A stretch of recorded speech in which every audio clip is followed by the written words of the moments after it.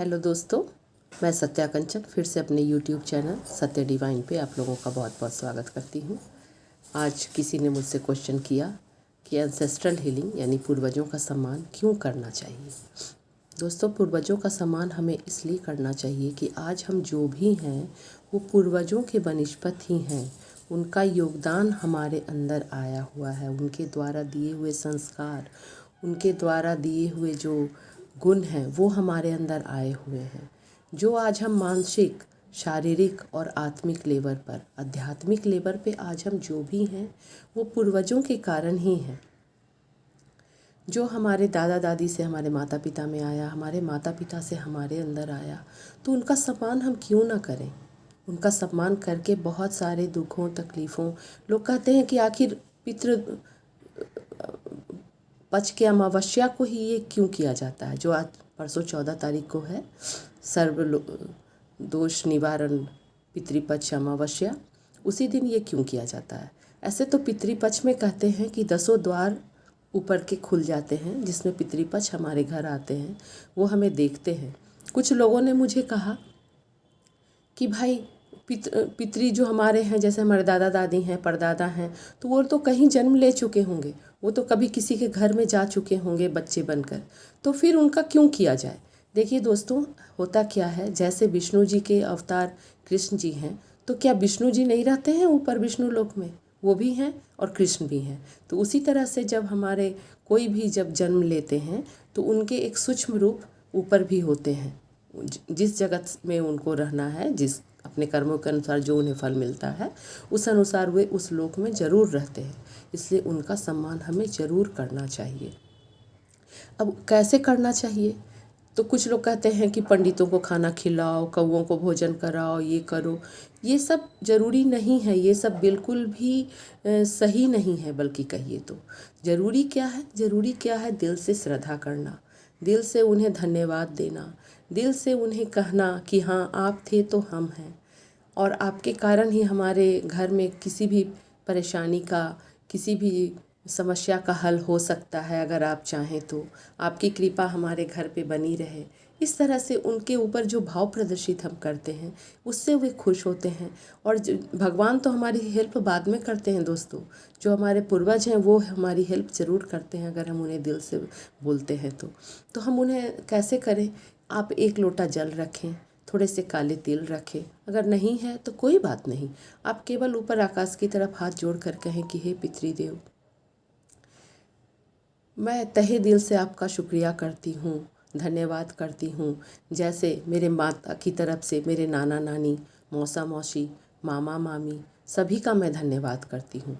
उनके भी जो पहले वाले पीढ़ी थे और उनके भी पहले वाले पीढ़ी थे, यानी 7 पीढ़ियों तक का असर हम दोस्तों हमारे पीढ़ी पे आता है और हमारे लोगों पे होता है। जो कष्ट आता है, हो सकता है कि उन्होंने कुछ किया हो तो उसका असर इस पे आया हो, तो उनसे हम क्षमा मांगते हैं कि हमसे भी कोई गलती हो गई हो तो कृपया माफ़ करें।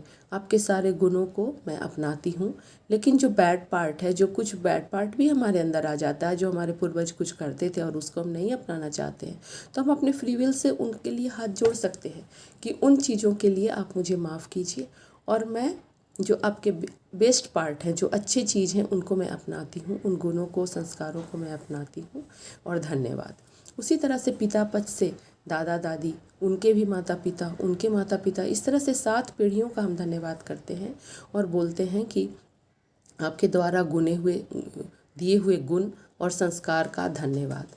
लेकिन जो बैड पार्ट है उसको मैं अपने फ्री विल के द्वारा कैंसिल करती हूँ। Cancel cancel, cut cut cut, cancel cancel cancel. इसी तरह से कुल देवी और कुल देवता को भी धन्यवाद करते हैं। जहाँ से हमारी पीढ़ी शुरू हुई थी, तो हम कुल देवी और कुल देवता को सिर झुकाकर बहुत ही धन्यवाद से, बहुत ही अहोभाव से, है ना, बहुत ही आभार प्रकट करते हैं कि धन्यवाद धन्यवाद धन्यवाद, मुझ पर, मेरे पति पर और मेरे बच्चों पर, मेरे घर पर आप अपनी कृपा बनाए रखिए, धन्यवाद। अगर मुझसे कोई भूल चूक हो गई हो तो माफ़ कर दीजिए और अपनी कृपा ज़रूर बनाए रखिए।